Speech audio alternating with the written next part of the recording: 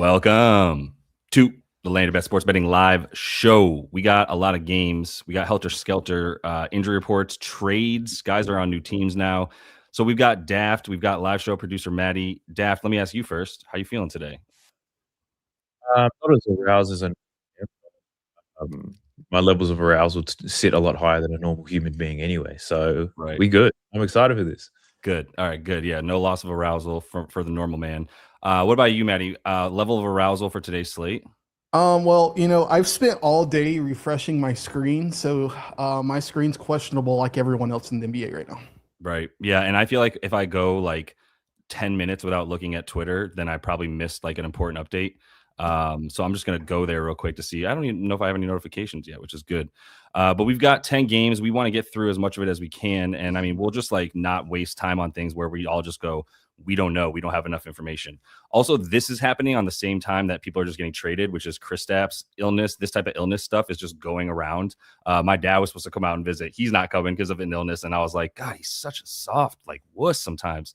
And then I'm just like, I look at the injury report and it's like 25 NBA players have the same illness. And I'm like, I guess he gets a break on that one. It's the same three girls just running through the league. That's what that is. I don't know what your dad's been doing, but I said something like that to him, and he goes, that's not the only thing that I have in common with those guys when he was talking about the sickness. And I didn't really press that any further with him to find out what he meant. But you got to keep that in mind, man. This is all just going to be like, here's some guys that might play. All of a sudden, this guy's out because of a thing. I mean, Norm Powell, personal, don't know what's going on there, but that type of stuff is just all over the place. So let's just get going into some stuff. Do you have any bets down, Daft? I'm not going to ask you what they are up front. I just want to know if you had things you like in some of these games mixed about. Yeah. I've got quite a few bets now. All right, yeah, great. And Maddie, were you able to get to some stuff as well? Since I know you were on dad duty early in the day. I like a lot in the Jazz Pacers game. So I got the Jazz and Pacers game, and the Knicks and Wizards, but everything else, like, dude, it's just wild. Yep.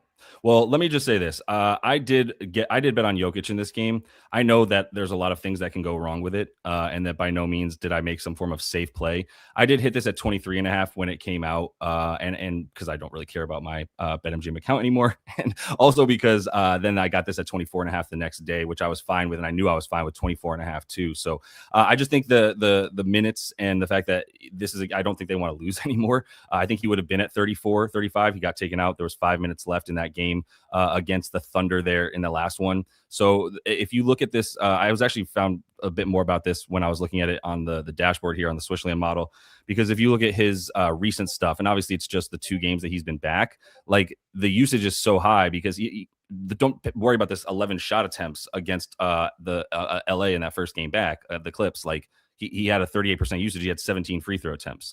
So he's still like looking to score. In this one, I think he would have liked to take more shots, but he's playing the Thunder. They were really good on defense, played really, really well on defense, actually. So I'm not worried about that. And I think the minutes should have been 34 in a close game. I think this is going to be a close game. And I don't think the fact that this is a really good defense that limits everything down low matters against Nikola Jokic. I think he supersedes that. So just wanted to at least get that one out there. That was the only thing I even considered. I did get it down. And so that's where I'm at with that one. Matt, did you have any thoughts on anything in this game, or were you down to move on too? I'm down to move on. I didn't get anything. The only thing I looked at in this game was Cade under 40.5 PRA. I felt a tad high to me, especially with the market. Right. But I never got to it. I just don't want to bet against Cade in this type of spot. Yeah, well, it moved down. So your 40.5 is gone. It was a good look while you had it. I will say that. I'm not even, like you said, I'm not going to worry about this. Did you have anything, Daft? I just don't want to miss anything that you might want to look at. Well, the market's pushing Cade down. I do like his assists, especially since they come down to 9.5. Yeah, I bet the over 10.5 at plus money because I was feeling frisky. It's since Jokic has come back, they're pretty much guaranteed to have a big out there at all times. So there's no small ball from the Nuggets. Yeah, and they're just going to get torched in the pick and roll. The Nuggets don't blitz and double early; they kind of collapse late. So every time Cade makes his move, he's going to attack Jokic in the pick and roll. And he's going to be spraying the ball to shooters. So with Jokic in the lineup, they give up so many wide open threes in the corner. So it's almost by design. So I'm basically betting on the Pistons to shoot the ball better than average today by taking Cade's assists. I feel you on that. So yeah, it just moved down to 9.5 not too long ago. So it's probably worth something there. Yeah, it was definitely a bit high at 10.5 for my liking, but I was drawn to it as well by just the recent stuff.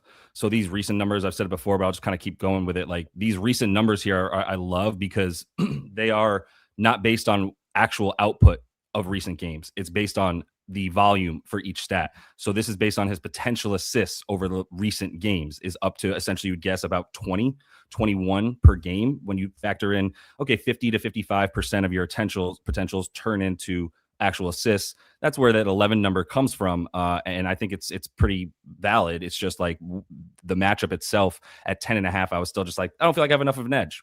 Go to 9.5, and I'm definitely there with you. So I would actually kind of go back to that now. So I'm in agreement with that one. But I wanted to make clear too, we got Swish in the chat. This is the man behind this dashboard. All of this is due to his brains. I'm not going to try to explain more of that because I would do it a disservice. But tag him if you want to chat about anything in the chat. He'll hit you back. He's already hitting everybody back right now with all the questions that y'all have. I feel like I don't even need to announce that he's in the chat anymore. Everyone kind of comes here for Swish in the chat. So like they're like, yeah, we know, bro. Don't need to tell us anymore. And then tag Matt too at the Matt Stevens when you see him in the chat. He's the one looking for your bets that you might want to throw out there so we can kind of bring that stuff to the show and talk about it. And I'll pull up the comments as well so you guys see that on the screen. That's that. Also, just want to make clear while I'm telling you guys this, you can get access to this for free up on the site, free trial for like 7 days. It's landyourbets.com, and this is the SwishLand model that we're going to be using for most of the show. So, all right, let's go to the next game then. I'm just going to go to Props Madness over here too because they've got really good looks at the slate as a whole. But this is the game that is really, really interesting. Let me start with you, Maddie, since you were the one who was most aroused by this game, even more so than Daft. Where did you land on some of these bets? The first thing I took was Furphy PR. I think this has moved. I got it at 16.5, but I don't dislike 17.5 by any means. It still feels a bit low for a guy who's pushing probably close to 30 minutes with so many people out. And then playing Utah of all teams. So yeah, I like Furphy over 17.5 PR. Got you. Anything that led you there other than just who the hell else is playing for this squad today? So that's exactly what I was going to say. Analysis ended.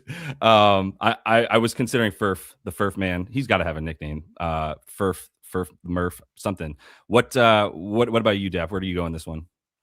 Well, the bets that I have are completely unplayable now, but I've got Isaiah Collier over 15.5 points and rebounds. But this was before the news. I didn't even know any of this shit was happening. Right. So, that was a great number.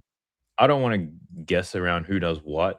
But based on what I know, it's like you'll find someone like a Quentin Jackson go crazy because they're not going to give us lines for him, perhaps. Right. Like a lot of these players that are unlocked in terms of by the books, you're not going to see their lines. Yeah. I think they're the ones who have potential to explode. Yeah. Yeah, we can see some weirdness on the indie side for sure, especially. And then on the side of Utah, when you say like, I mean, I think we know who that the guys who are lined are the ones on Utah side that you can. I don't know. There's anybody like sneaky like that, right? There's no one that you're worried about coming in and getting a whole bunch of minutes that you weren't expecting. I don't think for Utah.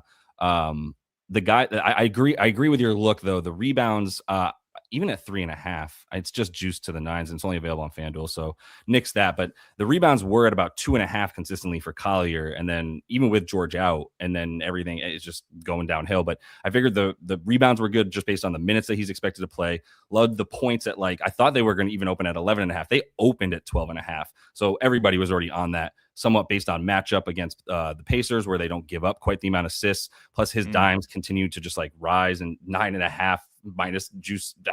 Get out of here with all this 10.5, all that stuff. Give me the days of Isaiah Collier at 6.5 assists. I remember back in my day.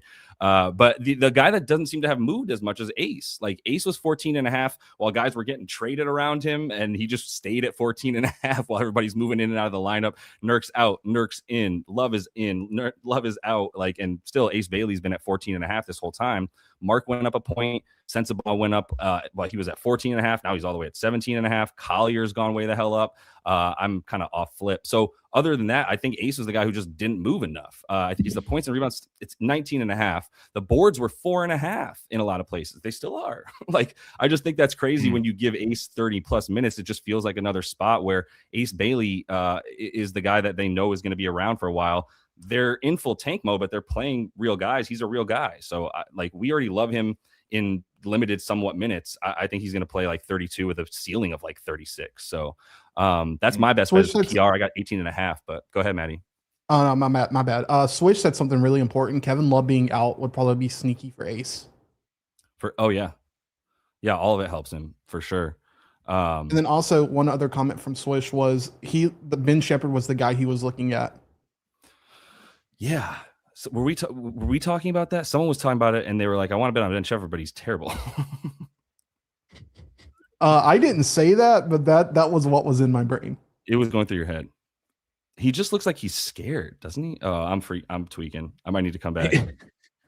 You take over for a minute. Yeah. The only other thing I was really looking at in this game was Nurkic rebounds at 10.5. I'm a little afraid to take this just because of the gambit of tanking. Am I crazy? Like not just taking this because of the gambit of tanking?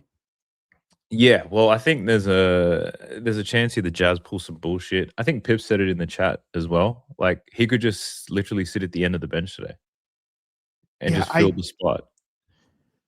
I just don't feel comfortable taking it. It feels too easy or too good to be true at 10.5. And I would have thought this would have been like 11.5, 12.5, considering the spot. Yeah, I think if you're going to bet Nurkic, just bet his ceiling. Because the risk is that they barely play him. But if he does play what you expect, he can soar over that rebound line you're looking at. So I would bet his ceiling, stake a little bit less. So let's see if we can find anything else. See if we can find anything else in the chat that anyone else is talking about. You can parlay his over. Like if I was betting on Nurkic, I'd parlay over his points and over 12 rebounds. Like I would bet his ceiling because he's got a really good matchup against the Pacers. On the interior, they get dominated by everybody. So if he plays his normal minutes, he's going to be destructive. But that's the risk is he doesn't play the minutes. Right. Yeah. Someone else is mentioning, and this is something that crossed my mind. Someone else is mentioning assists as well tonight. I thought about just sprinkling the double to your point of like just sprinkling the upside. Yeah. My hesitation around the assists is that without Keontae George, like he gets a lot of his assists through handoff, and without Keontae George, they lose that. So you're really just relying on back cuts for Nurkic to get those assists. But yeah, anything can happen, especially around Nurk. For me, points and rebounds is what I'd be thinking about. I feel more comfortable around that, but I probably still wouldn't have a taste. For Nurk, my thinking. Yeah, I'm back. Yeah, we're thinking about Nurk and whether he actually plays. Yeah, and if he does play, does he actually play 30 minutes? Right. Yeah, does he actually play minutes? And I was saying, if I was betting on him, I would just bet his upside and nothing else. So what's the numbers that you would then like 15 points, something like that? And I'd go over points and then a higher alt rebound line. So higher than 12 points and maybe 13 rebounds. Okay. And then I'd stake a quarter unit and then just live with double whatever happens. Yeah, that all makes sense. Would you place a straight bet, Matt, on Nurkic? No, I would. That's what brought it up. Was like I'm kind of terrified at the 10.5 number on rebounds. It feels like too good to be true, and I was worried about the gambit of tanking. So I ended up staying away, but it was something I looked at. Speaking of rebounds, though, there was a question about Lowry rebounds. Does that tickle anyone's fancy? Someone's got a rebound against the Pacers, don't they? Yeah, that's what I was thinking. So 7.5 is probably all fair for Lowry as far as we're concerned. I'm gonna guess. Let me make this a little wider so you can get everything here. Lowry Markkinen. Probably doesn't sound like that. That's a Lauri Markkinen with big minutes in a great matchup line. So I think it's fairly priced.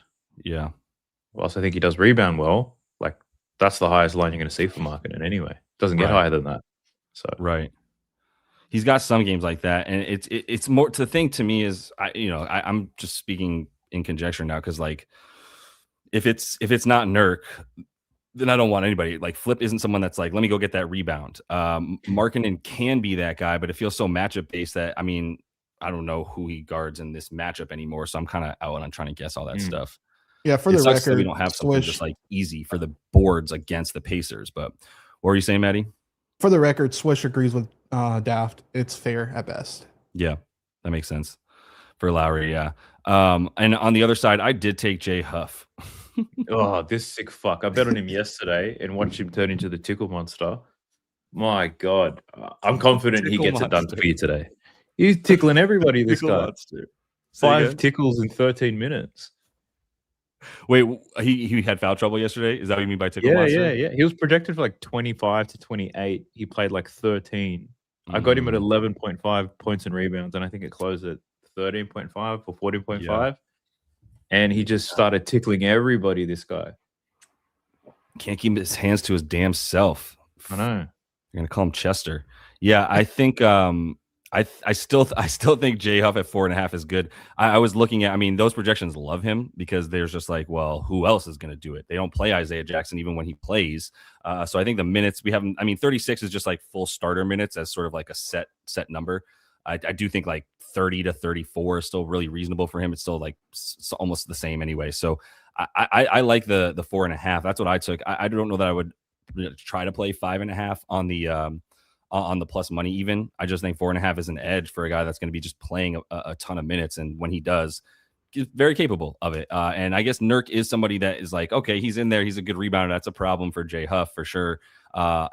He's better be crashing the defensive boards too, but hopefully that just and motivates him to do it. I just think 4.5 is too low of a number. The recent stuff for him too, it indicates again, the rebound chances against bad teams, but let's keep in mind that like I still think Utah is still the same bad team. Even that starting lineup doesn't look that bad. Still think it's bad enough. But anything else in this one that you guys would want to? Let's get the fuck out of this game. Okay, this game's making me sick.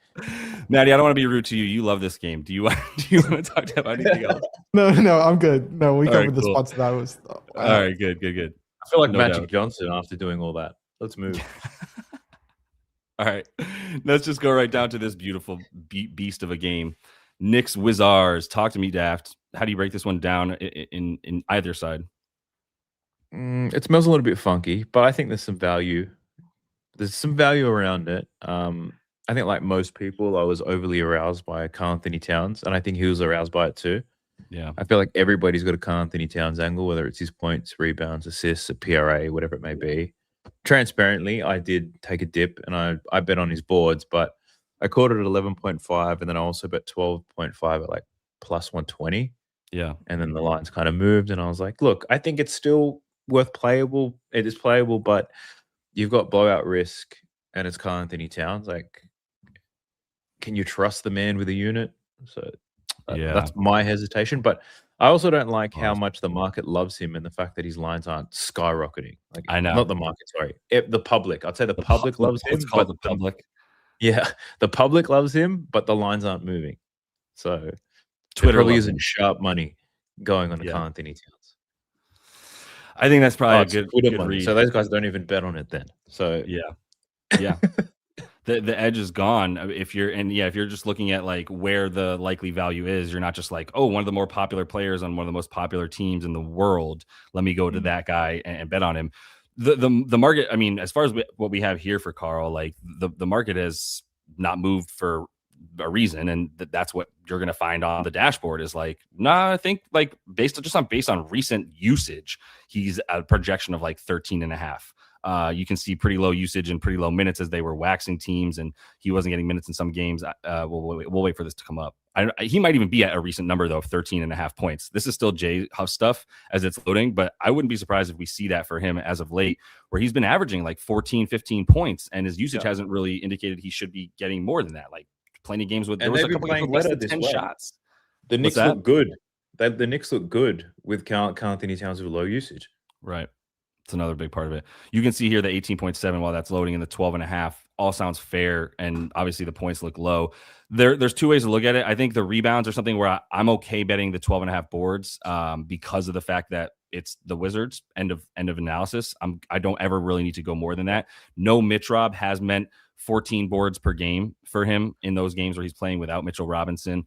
A few more minutes and all that, and then other than that, like if you want to look at the points. The cap for me would be he hasn't been doing it at all, and you need to keep him happy because he's always, this is definitely my computer taking forever now. He's always like complaining that he's like, I'm the one that suffers with usage because for the team, like my shots are down. He's always saying that once every 2 to 3 weeks.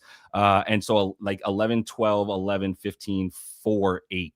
That's basically his numbers over these last like 5 games, whatever. So I just think there's coming a moment in time where he's just going to be the guy, and they're like, go for it. And Jalen Brunson's looking less for his shot and more for Carl's stuff. And they're going to be playing a brutal schedule moving forward too. We'll talk about that in a minute, but I did bet on him. I took the PR, and then I took like a 25 and 14 for him as well, which was like plus 360, and just left it at that for him. And I also like Tyler. Right? It'll be one of those games where like you could not bet on Karl-Anthony Towns because he's a pussy, but then you'll check the box score and he's got 30, 15, and 5, and you're like, this was the easiest bet in the world. It was like Şengün against the Pacers. Like, it made so much sense that he goes out there and dominates them. But I was like, I hate this guy. He looks like he stinks. His form is awful. So I didn't bet it. And I watched that game thinking, I'm such a fool. Why did I let my emotions get in the way of this? Right. Such an obvious play. So. Right. And it's, I think there's a difference between looking at like Şengün and looking at like Miles Turner. Şengün is someone where you're like, if it doesn't hit, you're kind of like, I kind of feel like that's on me. I didn't pick the right spot for Alperen Şengün, knowing that the Rockets have enough guys around him that he doesn't have to do it every night. This is a game where, the all-star snub aside, whatever you want to do with that angle, that's whatever. More so just the spot against the Pacers. And I bet it. I bet the boards, and I was just blindly bet it, not even thinking about the 39 points he scored. I just bet the boards at 9.5 because it was a great number. I also hit it again at 10.5 for decent odds on that one. And then he had like 2 boards in the first quarter. And I was like, don't worry. The power of the Pacers' terribleness is going to prevail. And then in the third quarter, he had like 7 rebounds. And I was like, always stick to that system. I'm never getting away from it. And that's what I did with Washington recently with Klingon and all these guys. So that's why the boards feel comfortable to me. And the points would be a little bit more conjecture of, you believe that he's just going to take a ton of shots because he hasn't been doing it. So Maddie, anywhere that you would go in this game for either side? I mean, I took the bait on Cade as well last night. I took 19.5 points. So I feel good about that. I also took the PR at 31.5. The only other thing that I saw in this game that spiked my interest, which I haven't taken it yet, is Tyler Kolek. If you think this gets out of hand, I think his PRA and points are live if you can get him to 18 to 24 minutes. I think his ceiling is 24. I do think there's a wide range for him where it's like 14 to 24 is a legit range of minutes. Right. Somewhat game flow dependent. His recent stuff, they've been blowing teams out. So we do have like 20 against Toronto. I think Miles might have played against. Yes, I think Miles played against Brooklyn. And Miles didn't play against Toronto, right? So then you get the blowout, 20 minutes, 18 against Portland, no Miles, blowout, et cetera, right? So I do think the blowout combined with no Miles is a good reason to believe that he can get up to 24 at the most. I think 16 to 20 is like, if you're dumbing it down, is a pretty fair range too. I did bet on Tyler Kolek. I couldn't get away from 1.5 threes for him, and I got it for plus 200.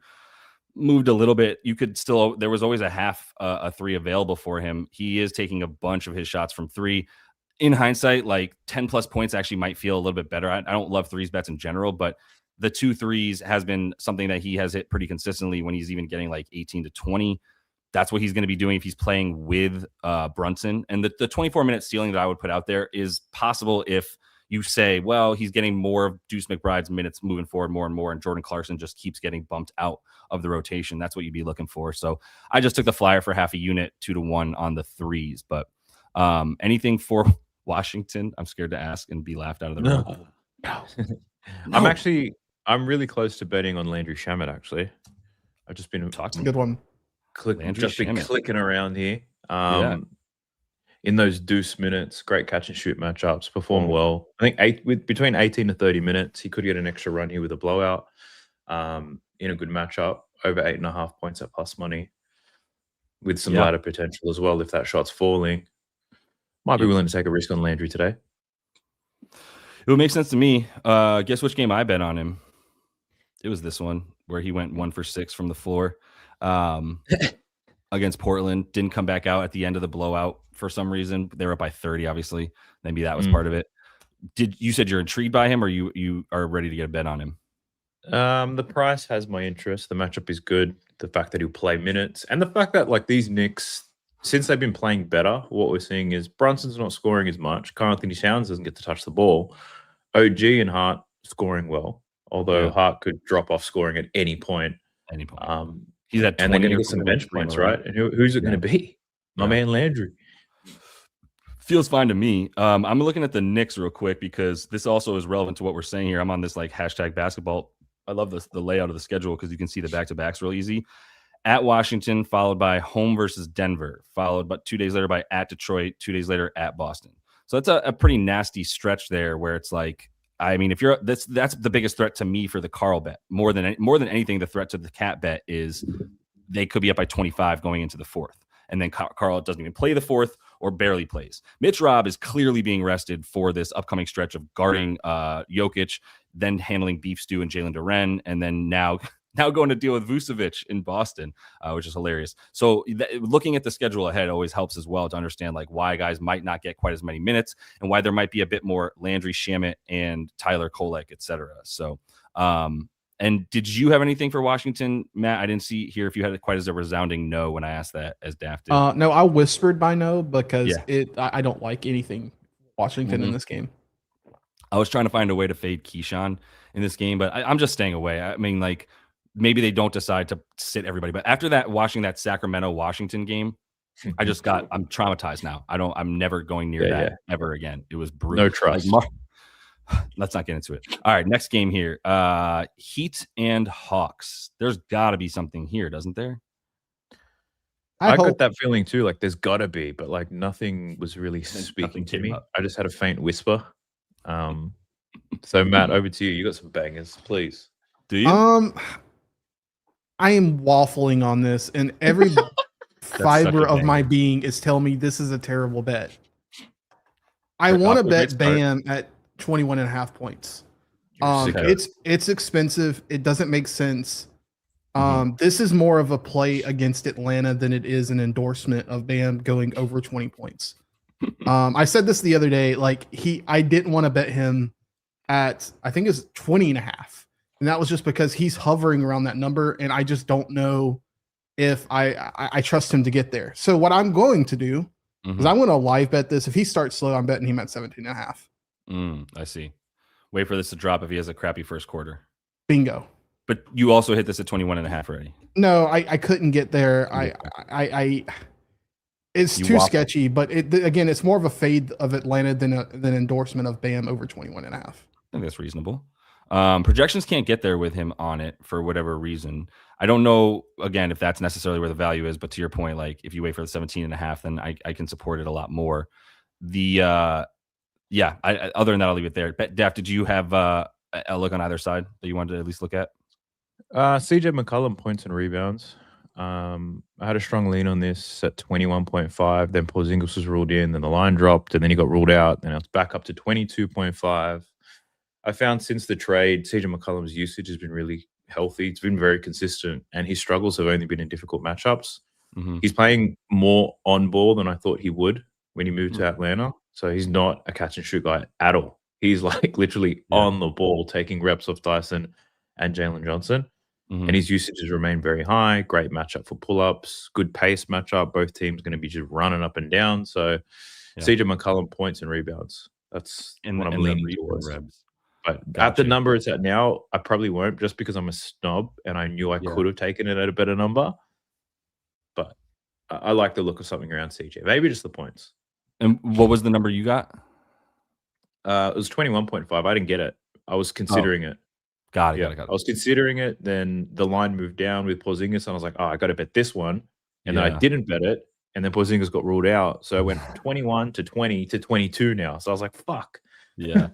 But if I had to bet this game, CJ is one that I'd be betting on.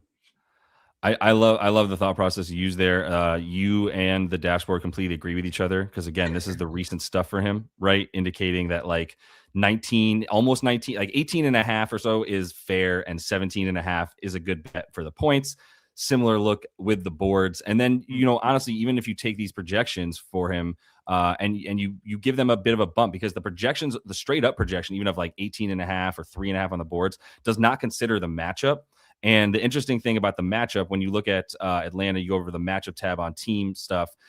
This Miami defense is like still like a top 12 defensive rated team or whatever it is. Yet they're a really good opponent for giving up opportunities because that's how fast they play. Like it's them at like 103.5 pace. And then I think second is somebody like Chicago at like 101. That's a legitimate gap between 1 and 2 in the pace. That's how fast they're playing, to where it doesn't even matter how good their defense is at times. They're going to give up a ton of opportunities just based on their pace. So CJ is a guy that would make sense for. There's going to be more opportunities. Still thin in Atlanta at this point. So I'm with CJ as a potential look.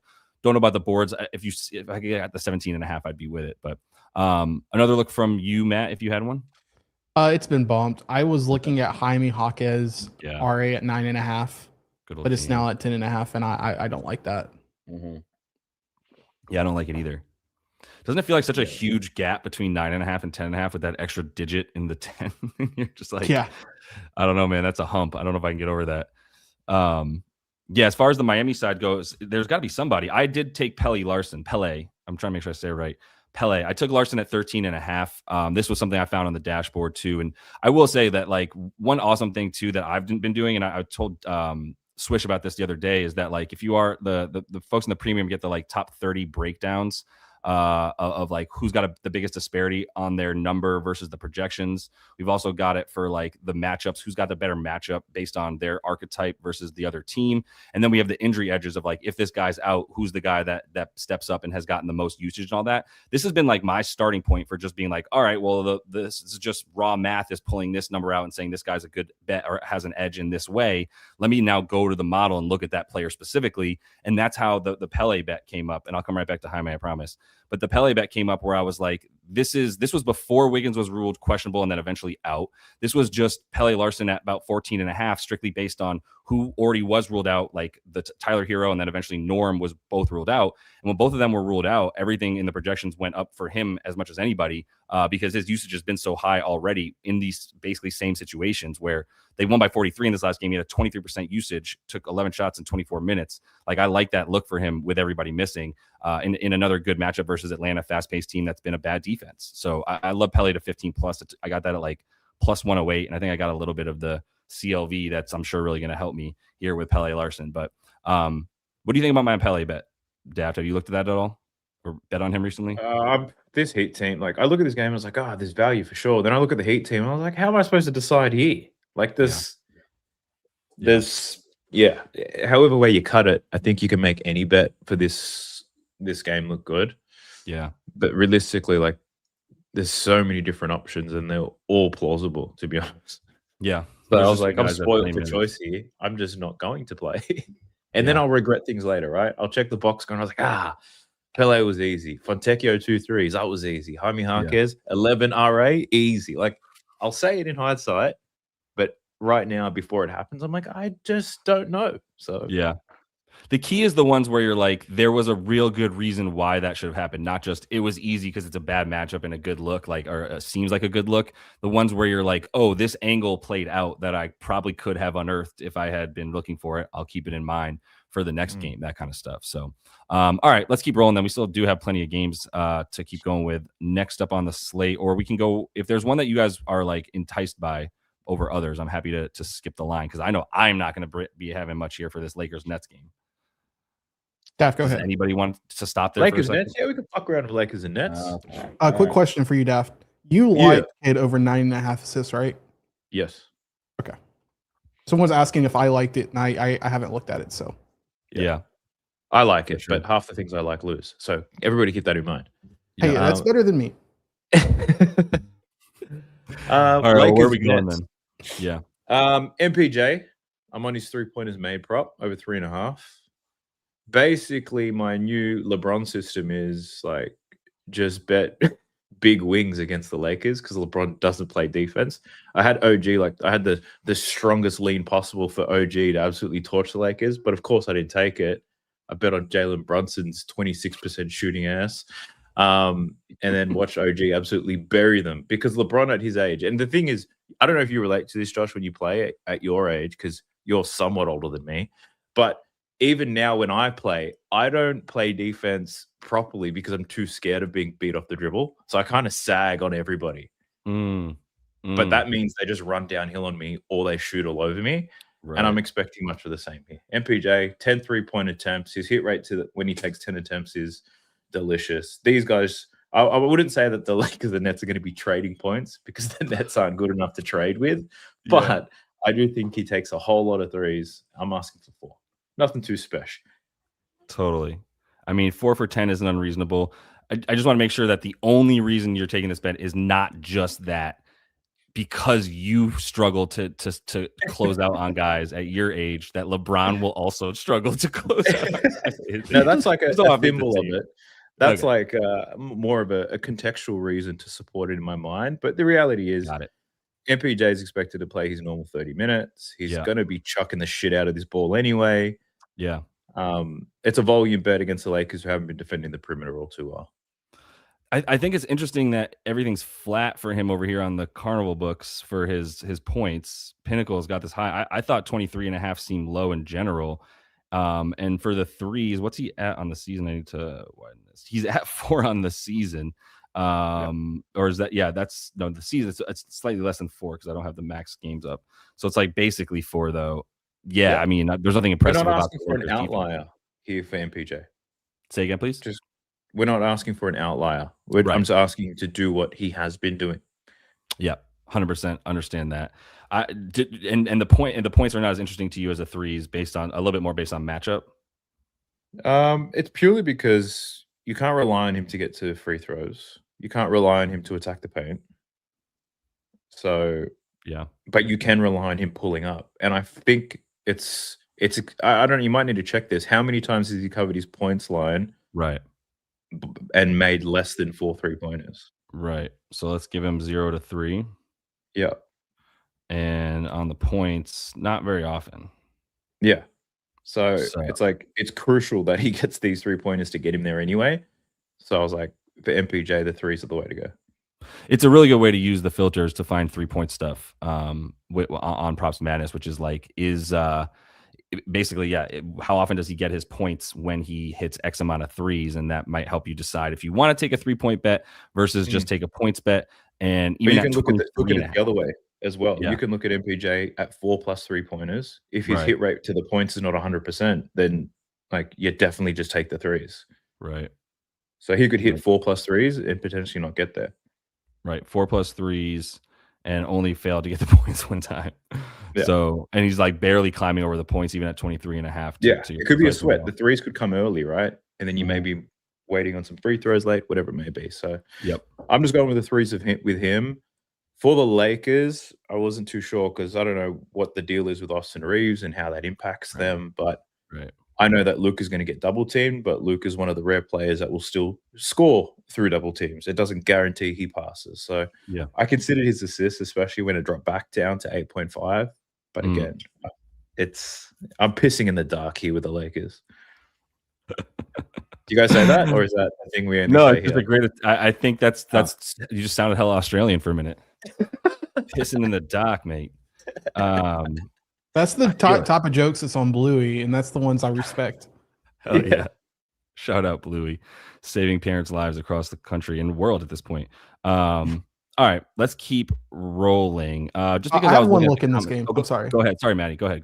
I'm going to take Day'Ron Sharpe over 6.5 points. That's just I cannot believe I was going to skip a game with Brooklyn and Day'Ron Sharpe playing while you're on the show, Matt. That's my bad. Please continue. 6.5 points versus old man Ayton is just disrespectful. I'm taking over 6.5 points. Ayton's not that old, is he? I would argue he does have old man face, to be fair to Maddie. As a person who has not looked at his Wikipedia page, I'm just looking at him being sluggish on the court, and 6.5 points is disrespectful.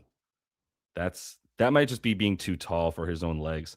So you like the boards, is what you said? Is this 5.5? I like the points. I also don't dislike the boards, to be fair, but I think the points have an edge on them. I want to see what the number is specifically. -113. You took the 6.5? Yeah, I'm going to. Okay. Yep. Got it.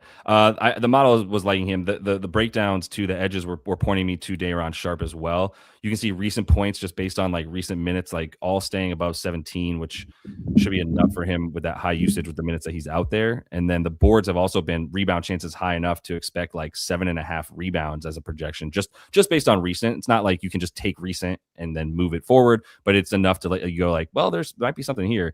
They got waxed in just one of these games, and that was when he got more minutes. It was the back-to-back. It wasn't even a back-to-back. I'm sorry. It was just more minutes. So yeah, I think 18 is fair projection for him. And if you like hit that number at 18 points, then I'm with it. So did you have a thought on this one, Daft? Yeah, I love me a little bit of Dayron. I usually attack the boards. In this matchup, I'm on the fence about the rebound. So the points at 5.5, it's a great number. At 6.5, is it 6.5 or 5.5 It right is now? 6.5. Yeah.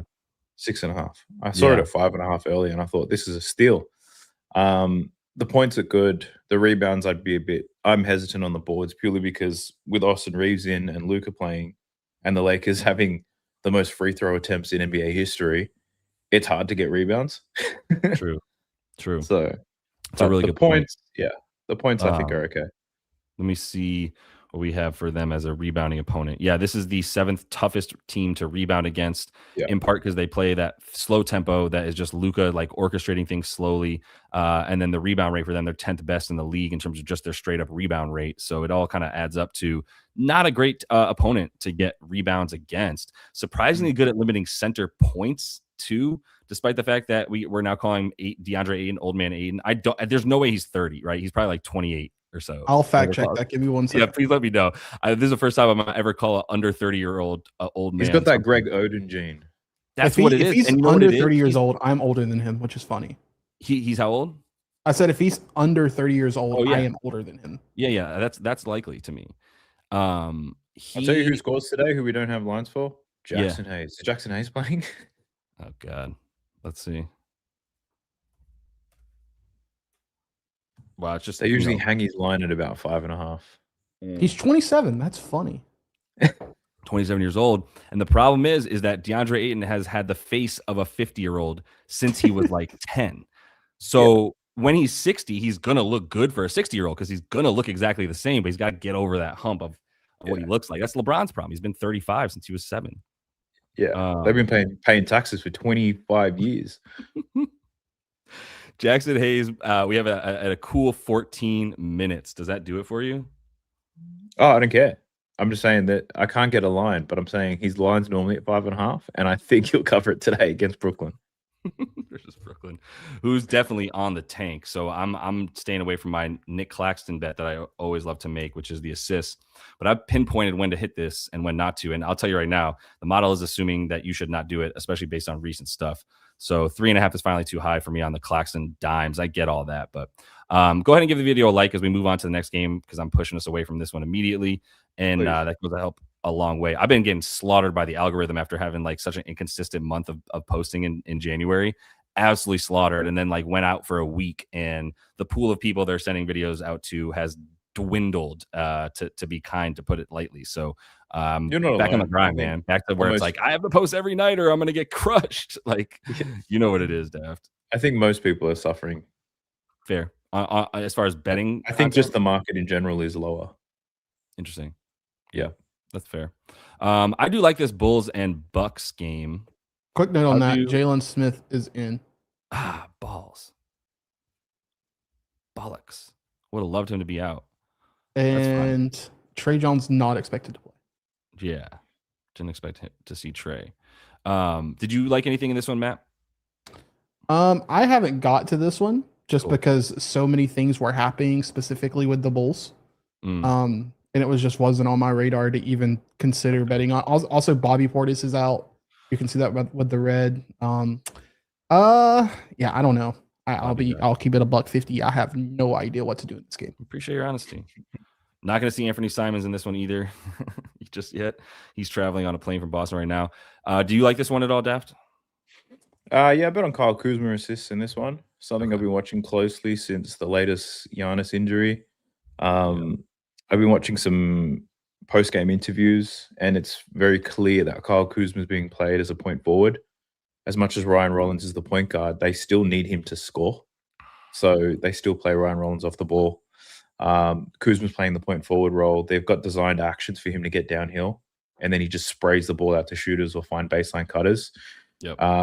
Initially, I was like, Bobby Portis, he's out. It may not be good. But at the same time, the majority of his assists are going to shooters and Miles Turner, which sucks. The bet depends on Miles Turner being adequate at basketball today.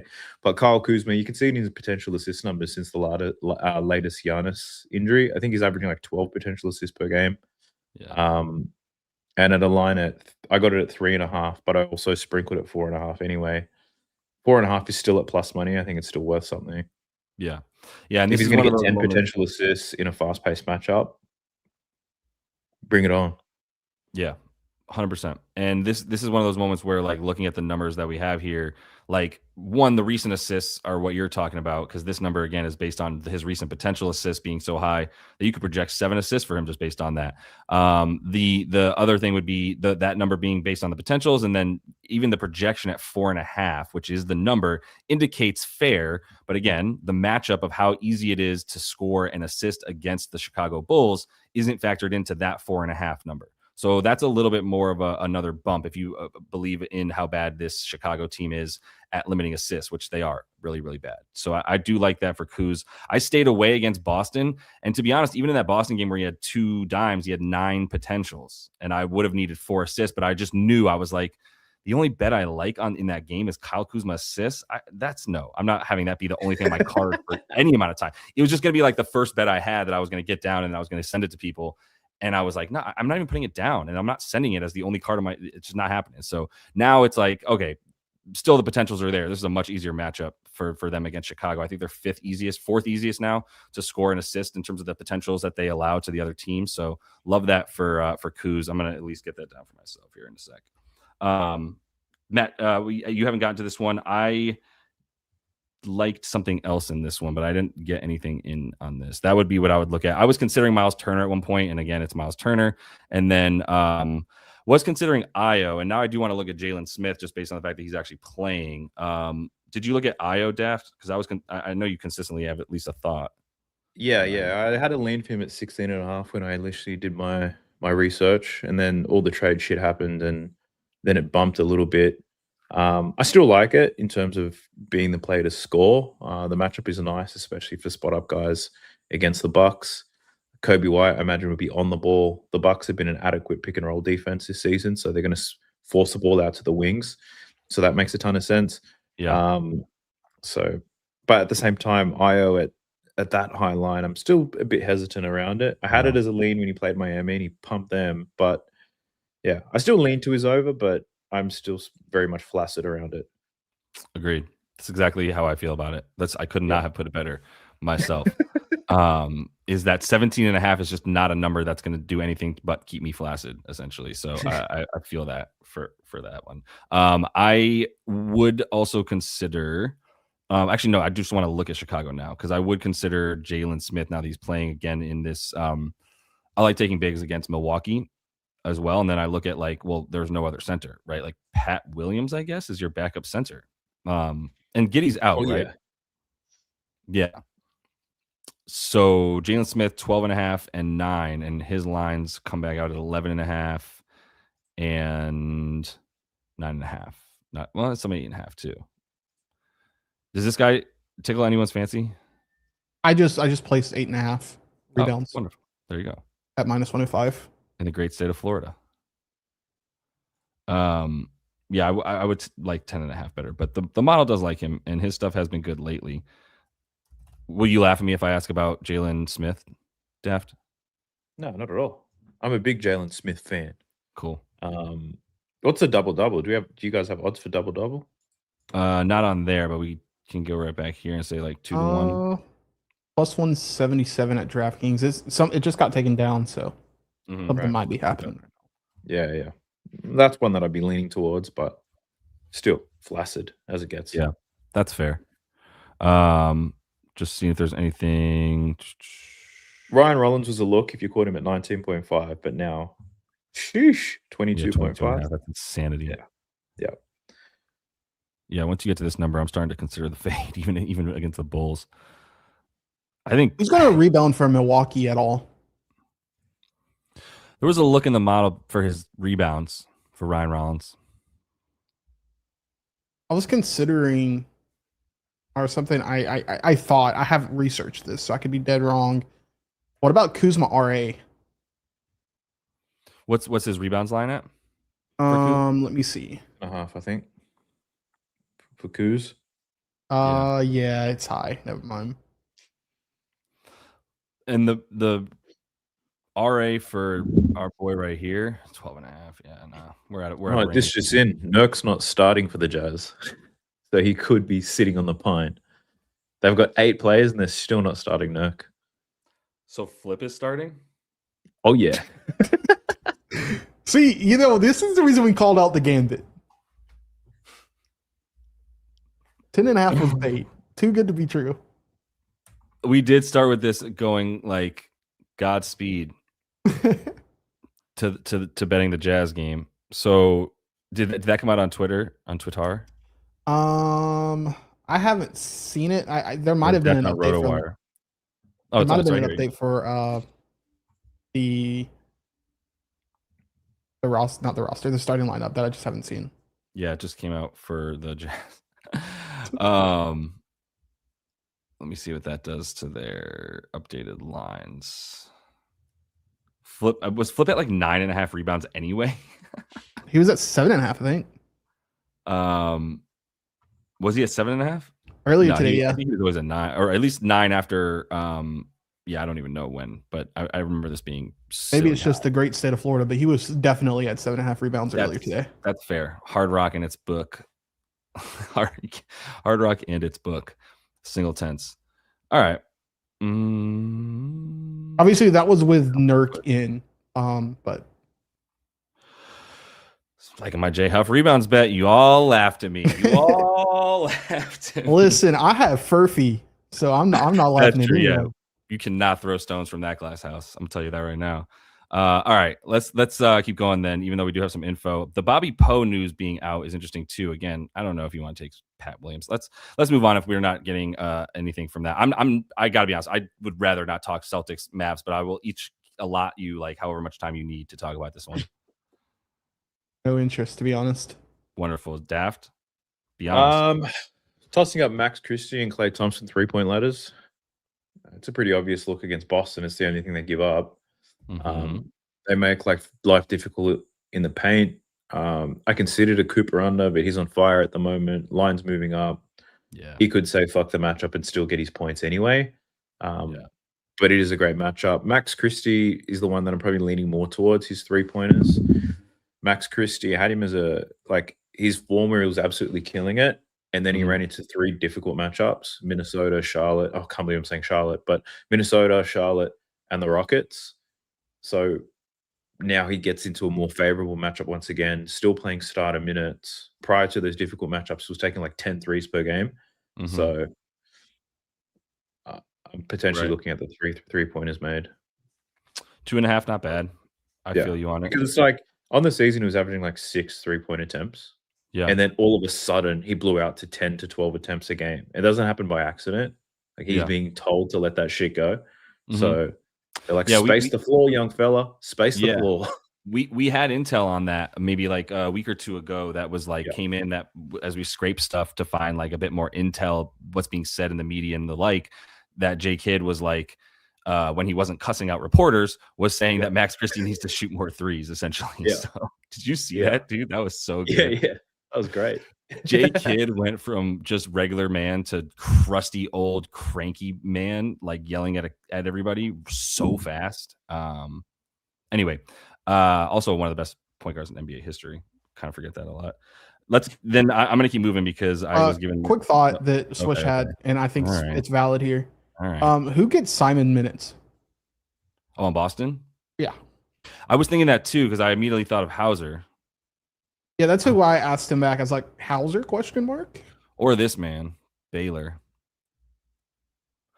I think it's the answer pondering, is but get in Joe Mazzulla's head, and that sounds like a terrifying place to be.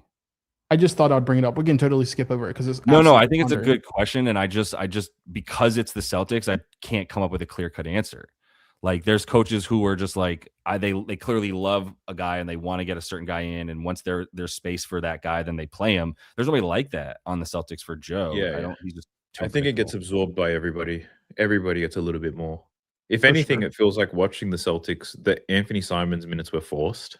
I feel like they were playing him because they felt they had to. They didn't want to have him out there. So. It was that Joe didn't even want him on the team. Like Joe Mazzulla never wanted Anthony Simons. It never made sense to get Anthony Simons from the standpoint that like he's not a Boston Celtics type guy. You just gave up your best wing defender in Drew Holiday for that. And Drew's even better on offense, I would say at this point. But anyway, they needed an asset. Now they've got Vooch. So good for them. Yeah, I don't have an answer, unfortunately. I think because I can't even guess at who that replaces. And what are we talking about? Like 24 minutes and like 12 points. Like that's going to get scattered around enough that like, I don't know if it's going to matter. It's not going to go to one guy enough to like take an over for him. So, but it's a good question I asked myself too. Do we know who's playing in this one yet? Or should we just move away from it? Because SGA not playing is like. I think we should assume they're not playing. They've got a big game the next game, right? Is this a back-to-back or they've got a big game after? Nothing on Twitter about it yet, so I'd be assuming about who's playing. Let me just go back to the schedule real quick for OKC. They got the Spurs or something, right? Yeah, they got the Spurs. Yes, they're at the Spurs tomorrow. That's a great call. Yeah, so we can assume they're not playing. Yeah. So it's still not a wonderful matchup, but did you have an idea where you'd want to go in this one? Even now or when they're officially ruled in or out? Probably not. Absolutely not. I have no idea. Aaron Wiggins in the most casual approach ever, just because. But no, if anything, I spent more time debating with myself, like who are OKC going to force to shoot threes? Is it Anthony Black? Is it Jalen Suggs? I actually thought about you, Josh, when I was doing this analysis in my head, because the whole Anthony Black can't shoot. That you saying that is in my mind. I'm sorry. But like he's shooting 38% on the season from deep. Suggs is at 33%. Like watching it, I would have assumed Jalen Suggs was so much better. Sure. So I was tossing up between those two. Who do they force to take a whole lot of 3-pointers? And I just eventually thought, I don't have to bet on this game, so stop thinking about it. So true. So, yeah. Sometimes it's good to remind yourself of that. No question. Because when you're going to say it is after the game when you're like, why did I bet on that game? Like everything was toast from the jump, It'd be Noah Penda with 4 3-pointers made. Noah Penda. Yeah, I mean, his minutes are silly high. His recent points have been terrible as his shooting percentage has kind of come down because he was too hot to start the season. And when one of those Franz guys went, I think it was when Franz went down. But yeah, we have him at 15. It's 14.5. I think it's even gone up to 15.5 in spots for Anthony Black, perhaps. If I'm taking a spot up shooter, whatever, we can move on. Unless did I ask you, Matt, if anything? Apologies. I think I have something. Yeah, let it fly. So we've been writing, or we were until it moved because it was a wrong number. Suggs 7.5 RA. It's 8.5 here. Is it still 8.5 in some spots? At DK, yeah. I think this is a good spot to hit 8.5. I would take 8.5. I mean, I remember the days of 7.5 a week ago. Yeah, it's at 8.5 at DK. Right, and we've got it basically at like 9, pretty much 9. But his recent stuff has indicated like about 10 or 11 as far as his RA could be considered. Not just the output, but I mean the rebounds and assists potential is here for each one. Like 8.5 is still a really beatable number. I totally agree. Once he's up to 32, 33, 29, like these minutes are now living up here. And what's the odds on that? Opponent aside, though. Minus 130. Yeah. You got to keep in mind the opponent if you want to bump that up or down one. I'm not sure. Well, the reason I was about to say the preface to this is if we actually believe some of these key players are taking the night off. Because one, I already like rebounding against OKC, so that's given. But if you actually believe OKC is taking some of these players out for tomorrow, then I really like 8.5 RA for Suggs. Yeah. I think 8.5, like minus 120 is about fair, just in the quick hood math for 8.5. Just with the matchup considered. And sure. Although there will like SGA being out, Chet being out is huge for the defense. SGA, good defender overall, but not like the guy that they're going to shut guys down. So it's definitely the Chet stuff that would make you go, if he's out, it's nicer for sure. But still, it's close. 8.5 is still beatable if you have that available, and it's available on DK right now. So that would be the only spot to get it anyway. But all right, let's see. We've got 2 games left. And I don't really have anything for Portland, Phoenix. I'm going to close this out on the Warriors and the 76ers, and I'll let you guys throw anything out there. But I did take pods over 4.5 on the dimes. I got this at a better number, but it's still available pretty much at what it was at. And no one's going to like want to jump on it in terms of pods assists or pods pod stuff in general, maybe. And this is not a bad defense by any means, but Joel being out has been a big deal for their defense without anybody down low to kind of clog the lane at the very least. Drummond's really not that guy protecting the rim in any way. He's just a rebounder. So I think the pod's assists in the matchup be damned.